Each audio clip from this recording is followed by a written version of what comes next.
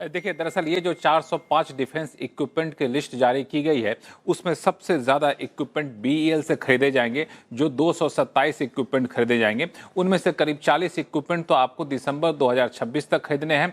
उसके बाद अलग अलग किस्तों में सामान बीईएल को सप्लाई करनी है, जो दिसंबर 2032 तक की डेडलाइन है।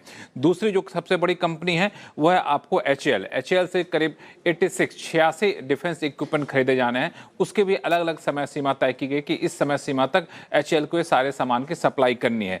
तीसरे नंबर पे यहाँ पे है बीडीएल से 13 इक्विपमेंट खरीदे जाने हैं, मिधानी से 7 इक्विपमेंट खरीदे जाने हैं, जीआरएससी से 7 और बीएमएल से 7 इक्विपमेंट यहाँ पे खरीदे जाने हैं। ये सारे इक्विपमेंट ऐसे हैं जिसका अभी तक जो सरकार है वो दरअसल इंपोर्ट करती है। अब इंपोर्ट की जगह अब इंपोर्ट नहीं करेगी, इन कंपनियों से खरीदेगी, जिसमें एयर प्लेटफॉर्म है, जैसे एडवांस लाइट हेलीकॉप्टर के लिए है। इसके अलावा आपका वॉरशिप है, मिसाइल सिस्टम है, डिफेंस इलेक्ट्रॉनिक्स रडार्स हैं। ये सारी चीज़ें अब इंपोर्ट नहीं होगा, इन कंपनियों से खरीदा जाएगा। और इनसे करीब जो सरकार का अनुमान है, करीब इससे 3070 करोड़ रुपए का कारोबार इन घरेलू कंपनियों को मिलेगा।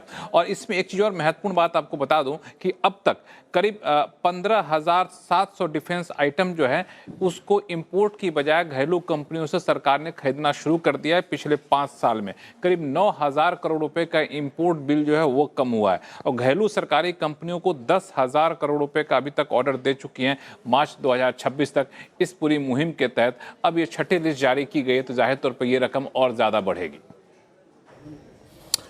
जी अभी ये महत्वपूर्ण खबर है, और जैसे कि लक्ष्मण जी ने बताया कि अगर आप देखें इक्विपमेंट्स से सबसे बड़ा, अगर आप देखें दावेदार होगा इक्विपमेंट्स का बीईएल।